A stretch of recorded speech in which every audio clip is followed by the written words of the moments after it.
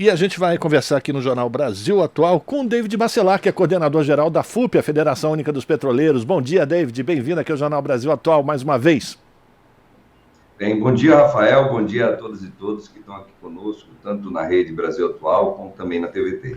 Obrigado pela tua participação. Na semana passada, David, você já trabalhou como repórter, né? Você estava lá acompanhando, participando da mobilização que os petroleiros realizaram em diversas bases da empresa espalhadas pelo país para cobrar a interrupção imediata de todas as negociações que envolvem a venda de unidades da empresa e também propondo estado de greve para a categoria. Essa pressão fez o Conselho de Administração da Petrobras acatar o pedido formal do Ministério das Minas e Energias para suspender a privatização de 32 ativos que haviam sido colocados à venda pelo governo Bolsonaro, mas manteve o chamado desinvestimento em outros 6 que já estavam com contratos pré-assinados. Nessa quarta-feira, dia 29, David, foi dada a posse aos indicados para compor a diretoria executiva da empresa. Quais são as expectativas que vocês, trabalhadores petroleiros, têm daqui para frente e se essa nova diretoria conseguir fazer com que a população brasileira pague ou pare de pagar esses lucros exorbitantes, gigantes, que são enviados para acionistas internacionais, principalmente por conta do PPI, o preço de paridade de importação. Como é que você avalia esse momento da Petrobras e, se é possível, um ponto de virada?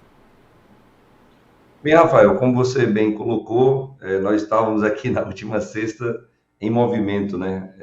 Sexta-feira ela foi movimentada em todo o Brasil, aquela paralisação, ela surtiu sim o seu efeito de forma positiva, porque tivemos, como você bem colocou, de lá até cá, já movimentações importantes dentro da Petrobras, ao ponto de ontem, como você bem disse, termos tido aí a posse dos diretores e da nova diretora da Petrobras. Foi algo que demorou bastante, já estamos chegando ao final de março, estamos no último dia do mês de março, e finalmente a nova diretoria da Petrobras ela assume o seu posto.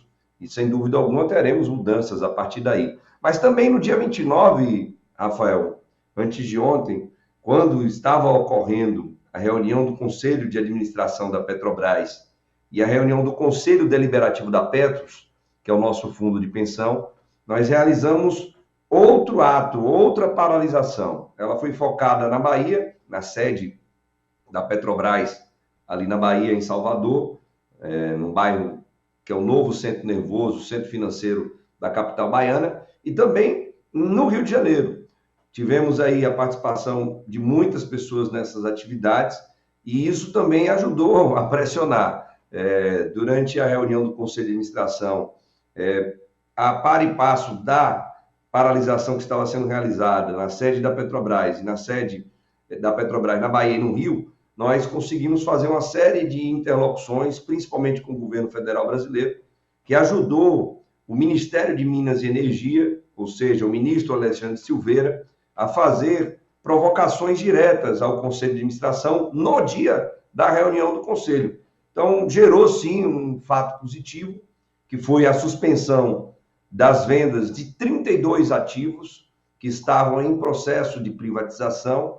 Então, houve a suspensão desses 32 ativos que estavam sendo colocados à venda, mas, infelizmente, 6 ativos que já estavam com a assinatura do contrato de venda, ou seja, com o signing desse processo de privatização, infelizmente, eles continuaram avançando. Óbvio que a luta ela continua contra essas privatizações.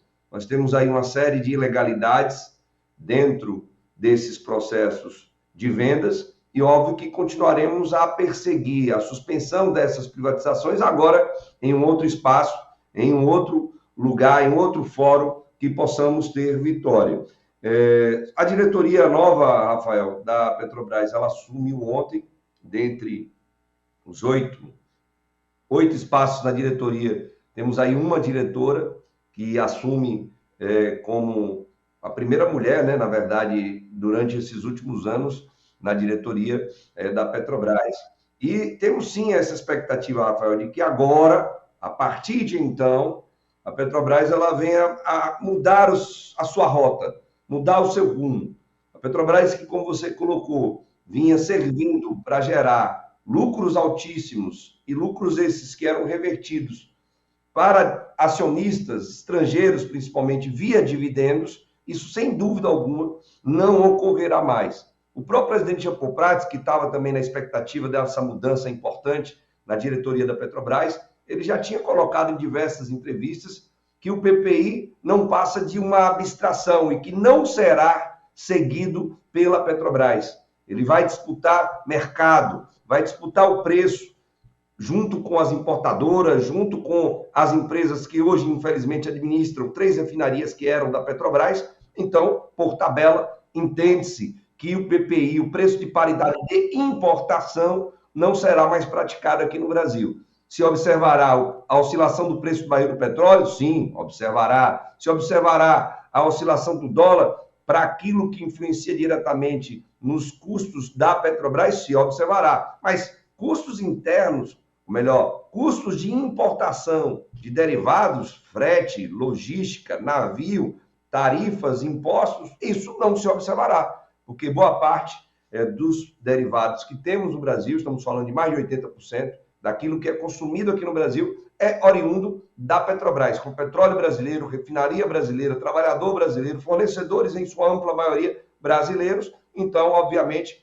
que os preços serão mais competitivos, consequentemente, serão mais baixos para que a Petrobras ela volte a ganhar grau de participação no mercado interno brasileiro, que é o 6º maior mercado consumidor de derivados de petróleo no mundo. Então, temos boas expectativas aí para essa nova diretoria, que a gente deseja aí uma boa sorte a cada diretor, cada diretora que assumiu ontem espaços importantes da Petrobras. E já na semana que vem, Rafael, estou em Brasília até hoje, semana que vem, segunda-feira, já teremos reuniões aí com alguns desses diretores e diretora da Petrobras para a gente apresentar o que a gente pensa do que é melhor para a empresa. Propostas que a FUP e o INEP já vem elaborando há tempos, que foram apresentadas ao presidente Lula, ao próprio presidente Jean Paul Prats, agora serão apresentadas aos diretores e à diretora da Petrobras. Mas, David, o Conselho de Administração da Petrobras ainda é formado por indicados do Bolsonaro. Eles têm condições de impedir que essas mudanças aconteçam? Essa nova eleição do Conselho de Administração da Petrobras está planejada só para o final do mês que vem, né? Para o final do mês de abril. Esse é um detalhe importante, Rafael, até porque a decisão que houve no último dia 29, de suspender os 32 processos de venda, ocorreu por conta da pressão que foi feita, interna e externa, com as paralisações que realizamos. Porém, como eu disse aqui, esse conselho ele manteve o avanço do processo de privatização de outros 6 ativos que já estavam com contratos assinados e que, segundo ele, gerariam multas, indenizações. Então, por conta do Conselho de Administração, que é a maior instância deliberativa da Petrobras, não ter sido mudado, nós tivemos aí essa decisão. Então, como você bem disse, dia 27 de abril, ainda daqui a um mês, mais ou menos, aí sim nós teremos uma Assembleia Geral dos acionistas da Petrobras, e o acionista controlador majoritário é a União, é o governo federal brasileiro, vai mudar esse Conselho de Administração.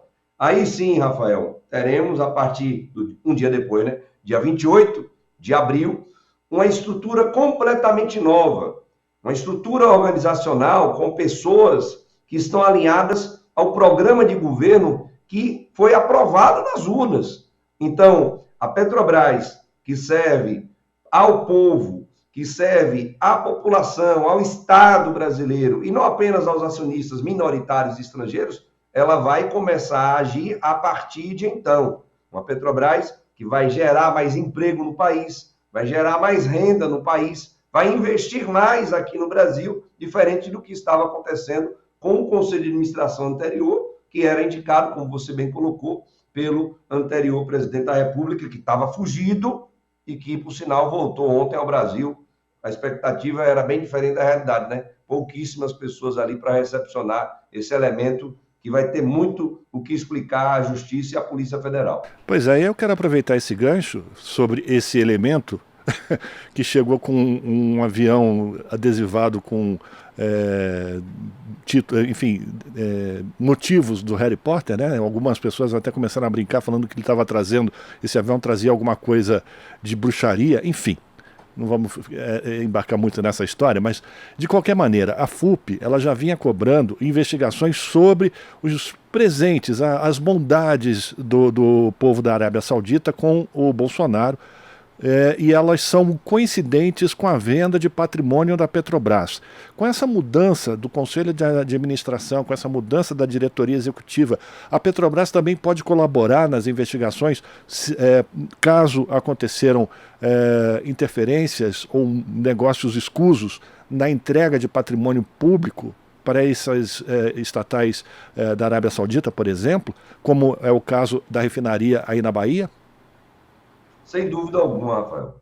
Nós temos já ciência de que houve uma série de comissões de investigação internas da Petrobras que já estavam analisando alguns conflitos de interesse. Citando aqui exemplos sem citar nomes, para a gente não ter problemas.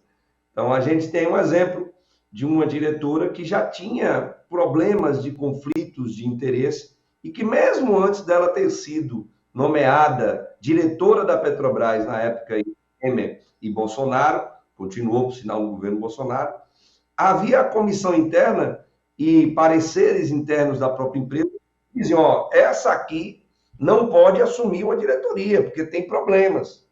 Rasgaram isso, ela assumiu. Essa diretora ajudou no processo de privatização das refinarias que foram vendidas, a Relan, na Bahia, a Reman, lá no Amazonas e lá no Paraná, ajudou nesse processo. Em cada uma dessas refinarias, esses processos de venda, Rafael, nós temos escândalos, desde espionagem industrial, desde venda de informações sensíveis e secretas, confidenciais da Petrobras, até ao ponto, por exemplo, dessa ex-diretora da Petrobras está hoje trabalhando para uma dessas refinarias, para uma dessas empresas que compraram essas refinarias. Então, tem uma série de questões que precisam ser investigadas. Eu citei aqui uma, mas temos outras. Temos aqui, por exemplo, um caso que deve explodir em breve na grande imprensa. A gente está com um caso na SIX, citei aqui, de espionagem industrial. O senhor que promoveu essa venda ou favorecimento ou entrega de informações para a Forbes Manhattan, que comprou a SIX, que hoje se chama SIX Energy, é o nome que eles deram, para aquela grande empresa que tira derivados de petróleo da rocha, da pedra, que é uma rocha chamada xisto. Esse senhor, ele é pai de uma amiga do Moro, uma juíza amiga do Moro. Isso vai aparecer daqui a pouco, a gente só está juntando mais informações para a gente estar divulgando. E no caso da refinaria da Bahia, você bem citou, já temos aí 3 conjuntos de joias.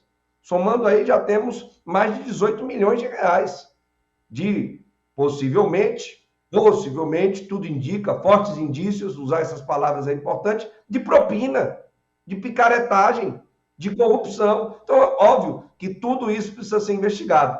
Por isso que a FUP entrou com essa representação no Ministério Público Federal. Estamos aguardando a manifestação do Ministério Público Federal. Por sinal, o Ministério Público Federal esse, que lá atrás investigava até aniversário de boneca.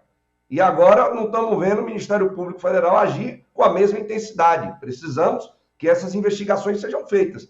Então, entendemos, Rafael, respondendo diretamente a sua pergunta, que sim, as estruturas internas da Petrobras, principalmente a inteligência e segurança corporativa da Petrobras, que é uma gerência executiva, ela tem o papel de resgatar essas comissões internas, essas investigações internas e jogar em cima da mesa da diretoria, do Conselho de Administração e futuramente para o povo brasileiro o que de fato aconteceu dentro da Petrobras nessas privatarias do governo Bolsonaro, que com certeza foram feitas para beneficiar quem comprou e não a quem vendeu, que foi a Petrobras que vendeu a preço de banana esses ativos que eram importantes para a empresa e para o Estado brasileiro. David, a gente já está com o nosso tempo estourado, mas eu quero também aproveitar essa nossa conversa para falar sobre um outro assunto que diz respeito também aos petroleiros, à categoria petroleira, que na quarta-feira foi feita também uma manifestação em frente ao prédio da Petrobras contra os superbônus da diretoria da Petros, que cuida exatamente do patrimônio dos trabalhadores que se aposentaram. O que aconteceu? Que superbônus é esse? Como é que está essa situação? Rapidamente, David, para a gente poder terminar.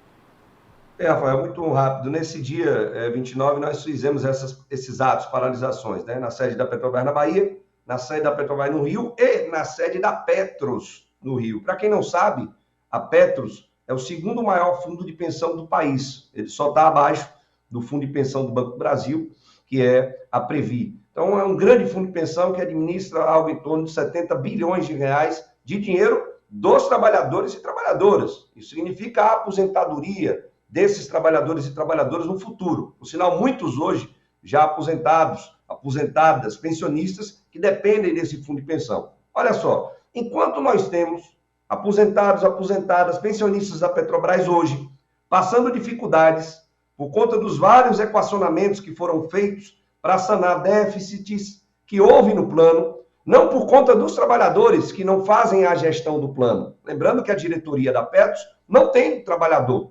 Na diretoria da Previ, que é do Banco do Brasil, metade da diretoria é eleita, metade da diretoria é indicada pela patrocinadora, lá no caso do Banco do Brasil. No caso da Petros, não. A Petrobras, que é a patrocinadora do plano, ela entra sozinha em toda a diretoria. Então, se houve equívocos na gestão do plano com relação a investimentos que foram feitos, se houve equívoco na avaliação e resolução de problemas estruturais do plano, essa culpa não é do trabalhador e da trabalhadora.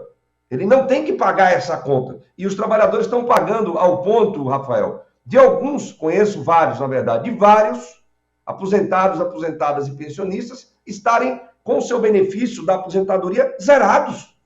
Não conseguem nem pagar as contas. Estamos falando de petroleiro, petroleira da Petrobras. Enquanto isso, olha só, diretores da Petros, só são 4, viu? Não são nem muitos. 4, todos indicados pela patrocinadora, que é a Petrobras, aprovaram para si próprios, para eles mesmos, um bônus, super bônus. Sabe de quanto, Rafael?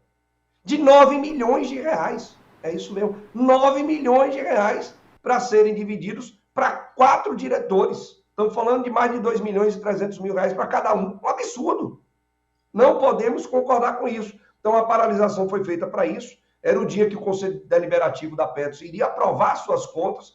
Felizmente, tivemos uma vitória parcial no Judiciário, que via liminar suspendeu esses pagamentos. Foi uma ação da outra federação, que é a FNP, são companheiros e companheiras nossos também. A FUP também entrou com essa ação, ainda não teve a decisão em liminar nem de mérito. Então, estamos lutando para que também essa farra do boi, como a gente chama aqui na Bahia, lá na Bahia, que agora estou em Brasília, ela deixe de existir e que os problemas da Petros sejam sanados de uma forma definitiva para que trabalhadores e trabalhadoras que contribuíram por 25, 30, 35 anos não sejam penalizados, ainda mais para beneficiar esses elementos que criam a reserva de mercado para ganhar dinheiro às costas dos trabalhadores e trabalhadoras. Rafael, aproveitar para mandar um abraço em cada um, um bom final de semana a todas e todos. E um beijo no coração aí para você, para a Darrama, o Silvio, o Zé Maria, todos aí que fazem parte da RBA e da TVT nesse programa maravilhoso do Jornal Brasil Atual. Alegria tê-lo conosco também, David. Um abraço para você, bom final de semana.